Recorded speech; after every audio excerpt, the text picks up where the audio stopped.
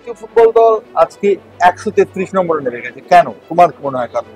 80 আর 90 দশকে দেখেছিলাম যে ইন্ডিয়ান কোচেদেরকে ইমপ্রুভমেন্ট করার জন্য বিদেশি কোচেদের আমিও কয়েকটা জায়গায় গেছি ট্রেনিং করা। প্রাক্তন ফুটবলারদের একটা যোগদান বলছে অনেকের দরকার, কিন্তু প্রাক্তন ফুটবলারদের মধ্যে তালমিলটা কোথায়? তোমাদেরই একজন খেলোয়াড় কল্যাণ চৌবে এখন অল ইন্ডিয়া ফুটবল ফেডারেশন সভাপতি, তোমার সেই সম্পর্কে কি বলার আছে? এই ক্লাবগুলোর থেকেই তো প্লেয়ার তৈরি হবে। ক্লাবগুলো যদি আজকে দেখা যাচ্ছে বেঙ্গলের জায়গাটা অনেকটা কমে গেছে, তার কারণ অন্যান্য প্রভিন্স অনেক ইমপ্রুভ করে গেছে। 60-এর দশকে লড়াইটা কঠিন ছিল। মোহাম্মদ আকবর, শ্যাম থাপা, সুকল্যাণ ঘোষ দস্তিদার, সাবির আলী এবং জামশেদ নাসিরদের সঙ্গে তাকে প্রতিদ্বন্দ্বিতা করতে হয়েছিল, কিন্তু তাও 60-এর দশকে অন্যতম সেরা ভারতীয় স্ট্রাইকার হিসাবে নিজেকে প্রতিষ্ঠিত করতে বিন্দুমাত্র অসুবিধা হয়নি তার। কলকাতার প্রথম ডিভিশন লিগে দুবার সর্বোচ্চ স্কোরারের সম্মান পান রঞ্জিত মুখার্জি, একবার আকবরের সঙ্গে যৌথভাবে তো একবার সম্পূর্ণ একা। 50 বছর আগে মোহনবাগানকে ইস্টবেঙ্গলের হয়ে 5টি গোলের মধ্যে একটি ছিল তাঁর। কলকাতায় 3টি বড় দল এবং ভারতীয় দলের নিয়মিত সদস্য ছিলেন হায়ার সেকেন্ডারি পরীক্ষায় স্ট্যান্ড পাওয়া রহরা রামকৃষ্ণ মিশনের এই মেধাবী ছেলেটি। সুরজিৎ সেনগুপ্তের সঙ্গে দুর্দান্ত একটা বোঝাপড়া ছিল তার। সুরজিতের হেড সেন্টারে হেড করে গোল করে রঞ্জিত এমন ঘটনা আকসার ঘটাতেন।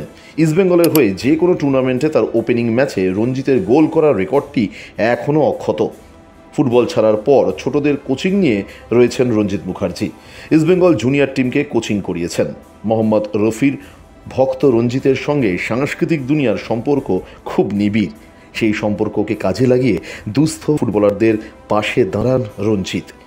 তিনবার বিশ্বকাপ ফুটবলের আসরে উপস্থিত ছিলেন রঞ্জিত নিজের পয়সায়। এহেন ফুটবল নিবেদিত এই প্রাণ রঞ্জিত মুখার্জি মনে করেন আইএসএল নয়, পুরনো টুর্নামেন্টগুলির পুনরুজ্জীবন একমাত্র বাঁচাতে পারে ভারতীয় ফুটবলকে। নো ননসেন্স জেসিকে দেওয়া একান্ত সাক্ষাৎকারে ফুটবল নিয়ে তিনি জানালেন তার নানা চিন্তাভাবনার কথা। দেখুন পূর্ণাঙ্গ এই সাক্ষাৎকারটি। আজ থেকে ঠিক 50 বছর আগে মোহনবাগান ইস্টবেঙ্গলের ম্যাচে ইস্টবেঙ্গল 5 গোলে হারিয়েছিল মোহনবাগানকে, এবং সেই ম্যাচে গোল করেছিলেন রঞ্জিত মুখার্জি। এবং রঞ্জিত মুখার্জি তিনি দুবার সেরা স্কোরারের মর্যাদা পেয়েছেন কলকাতার ফুটবল লিগে। সেই রঞ্জিত মুখার্জি আমাদের সঙ্গে রয়েছেন। রঞ্জিত, তোমাকে স্বাগত নো ননসেন্স জেসি। ধন্যবাদ।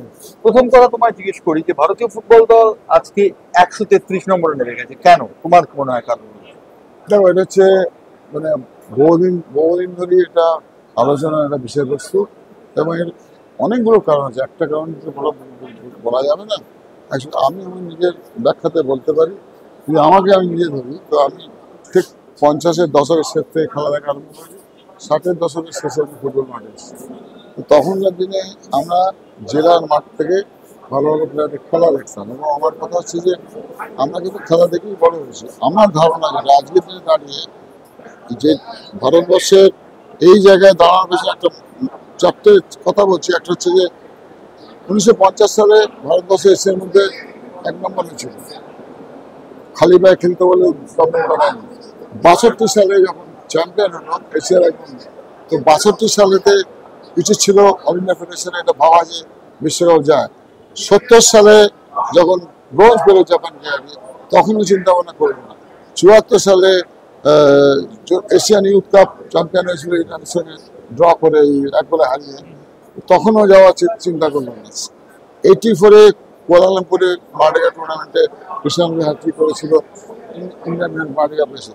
তো এই যে ধারাবাহিকভাবে যে ভারতীয় টিম এশিয়ান এই ওয়ার্ল্ড কাপে যাওয়ার চিন্তাটা করেনি, তার ফল ভোগ করতে চাই একদম এক কথায় বলতে হবে। কেননা ওই নামতে পেছনে চলে এসছে। সেকেন্ড পয়েন্ট হচ্ছে, আমি যখন ফুটবল খেলতে এসেছিলাম কলকাতা মাঠে, তখন কলকাতার মাঠে বাইরের অন্যান্য রাজ্যের সমস্ত বড় প্লেয়ারই কলকাতা মাঠে খেলতে আসতো, কারণ এটা আকর্ষণ ছিল, আকর্ষণ ছিল। তো সেইটা তখন যারা প্লেয়ার ছিল তাদের মধ্যে কম্পিটিশন ছিল, বাঙালি প্লেয়ার বলুন বা বাইরের প্লেয়ার বলুন, তুলনামূলক কম্পিটিশন ছিল। তাতে মানে কোচকে ভাবতে হতো না, অনেক ভালো প্লেয়ার এমনি বেরিয়ে আসছে একমাত্র। 3 নম্বর কারণ হচ্ছে যে এই যে যে ইন্ডিয়া যে টুর্নামেন্টগুলো ছিল, আইএফএসএল, Romesh cup, ডোরান্ড cup, Stafford club, সবই ছিল, এই টুর্নামেন্টগুলো টোটালি অফ হয়ে গেছে। এখন টিম করে হয়তো 2 লাইন কাপ হচ্ছে, তাও কলকাতা করছে না। তো এটাও একটা মস্ত বড় কারণ, কারণ সমস্ত প্রভিন্স থেকে যদি প্লেয়ার, এখন দেখা যাচ্ছে যে বেঙ্গল থেকে কিন্তু প্লেয়ার সংখ্যাটা কমে গেছে, এটা দুঃখের কারণ। কিন্তু অল ইন্ডিয়া ফেডারেশন বুঝতে হবে, আমি নিজেও চারবার আমি ওয়ার্ল্ড কাপ দেখতে গেছি, নিজে একবার গভর্নমেন্ট পার্টি, বাকিটা আমি শিখবার জন্য গেছিলাম। তো তাতে যা বুঝেছি যে তলার প্রক্রিয়াটা যদি ঠিকভাবে না আসে, আমরা উঠেছি তলা থেকে, কিন্তু আমরা কম্পিটিশন করে উঠেছি, আমার প্রপার ট্রেন্ড আপ হয়ে উঠিনি। তো সেইটা যদি, এখন তো সময় আছে, এখন অনেক অনেক কিছু মডার্নাইজ হয়েছে, এটা করতে পারলে আমার মনে হয় কবে এবারে অল ইন্ডিয়া ফুটবল ফেডারেশন অর্থাৎ ভারতীয় দলে কোচ হওয়ার জন্য 170 জন অ্যাপ্লাই করেছেন, তার মধ্যে দেখা যাচ্ছে বেশিরভাগই বিদেশি। বিদেশিদের মধ্যে আবাস রয়েছেন, স্টিভেন কনস্ট্যান্টাইন, আরো অনেকেই রয়েছেন। তো ভারতীয় দলের সংখ্যা সেখানে মাত্র 3 কিংবা 4। তোমার কি মনে হয় যে ভারতীয় কোচ দিয়ে? এটা সত্যি কথা বলতে এটা খুব ব্যাড পলিসি। বরঞ্চ 80 দশকের এন্ডে যখন অশোক ঘোষ, রবীন্দ্র দাস যে 80 থেকে 90-এর মধ্যে, তখন যেটা চেষ্টা করেছেন যে দেশীয় কোচ যা মেনটেন হোক, তখন তো প্রিমিয়ারে তো অল্প টিম ছিল, এখন প্রিমিয়ার ফার্স্ট ডিভিশন মিলে দেখা যাচ্ছে 52টা টিম। তো এটা তো তখন ছিল না। তো তখন এই 80 আর 90 দশকে দেখেছিলাম যে ইন্ডিয়ান কোচেদেরকে ইমপ্রুভমেন্ট করার জন্য বিদেশি কোচেদের আমিও কয়েকটা জায়গায় গেছি ট্রেনিং করার মতো। এইটাই ছিল উচিত ছিল অল ইন্ডিয়া ফেডারেশন। এই ক্লাবগুলোর থেকেই তো প্লেয়ার তৈরি হবে, ক্লাবগুলো যদি আজকে দেখা যাচ্ছে বেঙ্গলের জায়গাটা অনেকটা কমে গেছে, তার কারণ অন্যান্য প্রভিন্স অনেক ইমপ্রুভ করে গেছে। এত বিদেশি কোচ এনে কোনো লাভ নেই, খুব লাভ নেই। তো তোমাদেরই একজন খেলোয়াড় কল্যাণ চৌবে এখন অল ইন্ডিয়া ফুটবল ফেডারেশন সভাপতি, তোমার সেই সম্পর্কে কি বলার আছে? কল্যাণ চৌবে থেকে আমি আশা করেছিলাম ইন্ডিয়া ফুটবলার ছিল, অল ইন্ডিয়া ফুটবল প্রেসিডেন্ট রয়েছে। এমনি সুব্রত পাল, সেও আমাদের গোলকিপার ছিল এবং কোচ ডিরেক্টর হয়েছে। অবভিয়াসলি ওদের চিন্তা ভাবনাটা সেই জায়গায় থাকা উচিত ছিল, কিন্তু আমার মনে হয় না ঠিকভাবে ও ঠিকভাবে কাজ করতে পারছে। বাইচুং ভুটিয়া সম্প্রতি একটি মন্তব্য করেছেন এবং কল্যাণ চৌবে সম্পর্কে, এবং দুজনের মধ্যে ঝগড়া নিরন্তর চলছে, এই ব্যাপারটা তোমার কি মনে হয়? বাইচুং ভুটিয়াকে আমি যতদিন দেখে গেলাম, বাইচুং ভুটিয়া যখন কলকাতায় আসে, শ্যামনগর কোচ ছিল, আমি সেই সময় ক্রিকেট ক্লাবে কোচ ছিলাম।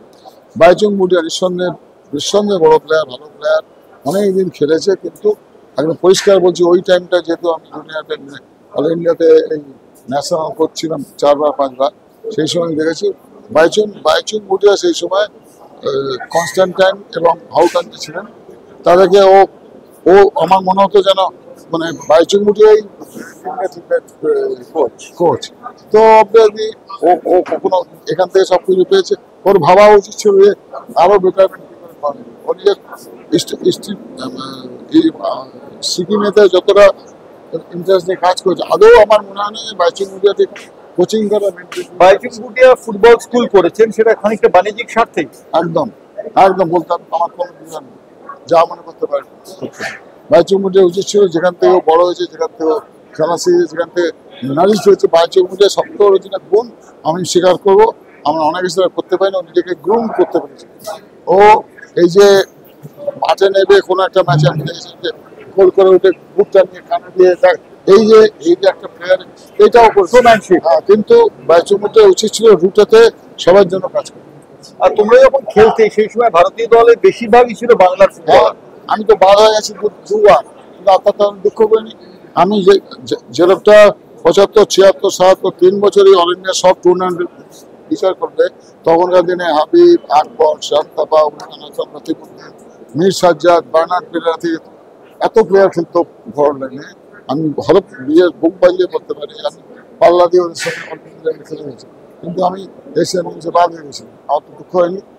এশিয়ান 78 আমি আশা করেছিলাম যে আমি থাকবো, ওলটা করছিলাম, সে নিয়ে তো ওসব নিয়ে ফেরত করলাম না। কিন্তু ইন্ডিয়া টিম বেটারমেন্ট হতে পারে তখনই যদি বেঙ্গলকে আরো একটু বেটার জায়গায় আসতে হবে, নাহলে কিছুতেই পারতে পারে। সাউথ ইন্ডিয়ান আর বেঙ্গল, আমি কনস্ট্যান্টাইনকে খড়দা স্টেডিয়ামে বলেছিলাম, ওই যখন আন্ডার 23 করছিল, যে তুমি যখন এসছো, তুমি তো নিশ্চয়ই মানে হোমওয়ার্ক করে এসছো যে ইন্ডিয়ান ফুটবলের মানে রুট লেভেল হচ্ছে বেঙ্গল আর সাউথ ইন্ডিয়া, মাঝখানে গোয়া অনেকটা ইম্প্রুভ করেছিল। ও তো শুধুমাত্র নিজের আউটান যেভাবে টিম ইয়ে করেছে, তাতে এটা আমার অন্তত ভালো লাগে। প্রাক্তন ফুটবলারদের একটা যোগদান বলছে অনেকের দরকার, কিন্তু প্রাক্তন ফুটবলারদের মধ্যে তালমিলটা কোথায়? সেটা তো ঘটনা, তালমিলকে করার দায়িত্ব তো ফেডারেশন। কেউ তো ইচ্ছে করে ইয়ে না, প্রত্যেকটা প্লেয়ারই কষ্ট করে পড়া হয়েছে। আমার তো মনে হয় এটা সবসময় নেগেটিভ যে না ধরে পজিটিভ ভাবা উচিত। এখনো সময় আছে, এত 3 মাসের টাইম লাগবে। ইন্ডিয়া টিম কিন্তু আবার ওই 80-90 মধ্যে চলে আসতে পারে। অর্থাৎ ভারতীয় ফুটবল দলে শুধু টুর্নামেন্ট গুলো চালু করতে হবে। ইউথ ডেভেলপমেন্টটা পরিষ্কার খুব ভালো লোকদের দিয়ে করা, কারণ তো হবে না। ইউথ ডেভেলপমেন্টে আজকাল অনেক কথা আমি হচ্ছে। বলেছি, আমি তো কিছুদিন খেলা ছাড়ার পরে আমি ছোট টিম কোচিং করেছি, কোচিং করেছি, আর স্কুল লেভেল কোচিং করেছি। স্কুলে করতে গিয়ে দেখতে পাচ্ছি যত স্কুল আছে সব হচ্ছে বিপিএড পাস করা টিচার, অর্থাৎ ব্যাচেলর ফিজিক্স এডুকেশন করে তারাই ওই বাচ্চা ছেলেগুলোকে তাদের টেকনিক্যাল অ্যাবিলিটি কম। উচিত প্রত্যেকটা স্কুলেতে একটা টেকনিক্যাল লাগলে, যদি আমি যেমন ছিলাম আদিত্য একাডেমি, এটা করলেও অনেকটা বেটার। আমার সবচেয়ে হচ্ছে ডিস্ট্রিক্ট, এই যে আজকে যে আমাদের আলোচনাস্থিত ডিস্ট্রিক্টে ডেভেলপমেন্ট, আমাদের পেছনে একটা ভালো কোম্পানি এসছে। আমাদের গত বছর আইআরবি স্কুল হেল্প করেছিল, তার বছর এবছর বিবিআর একটা তেল কোম্পানি এসছে। তো এইরকম ভাবে আমরা উদ্যোগ নিয়ে এসেছি, করলে অনেকটা বেটার হবে। অর্থাৎ স্পন্সর দরকার রয়েছে, ফুটবলের টাকা পয়সা দরকার রয়েছে। ক্রিকেটার যে এই জায়গায় চলে গেছে, ক্রিকেট সেই জায়গায় নিয়ে যেতে পেরেছে ফুটবল। তার মানে তোমার দাওয়াই হচ্ছে যে ভারতীয় ফুটবলে পূর্ণ টুর্নামেন্ট গুলোকে চালু করা এবং 2 নম্বর হচ্ছে নতুন ছেলেদের উঠানো এবং ইউথ প্রোগ্রামটা ভালো করা। আমরা রঞ্জিতের বক্তব্য শুনলাম। রঞ্জিত মুখার্জি কিন্তু ফুটবল নিয়ে ভাবেন এবং চিন্তা করেন, নিজে টাকা খরচ করে বিশ্বকাপ ফুটবল দেখে এসেছেন। সেই রঞ্জিত মুখার্জি যিনি 2 বারের জন্য বেস্ট স্কোরার হয়েছেন কলকাতার ফুটবল লিগে, সেই রঞ্জিত মুখার্জি আমাদের সঙ্গে ছিলেন রণং সিরিজে। রঞ্জিত, তোমাকে ধন্যবাদ রণং সিরিজে।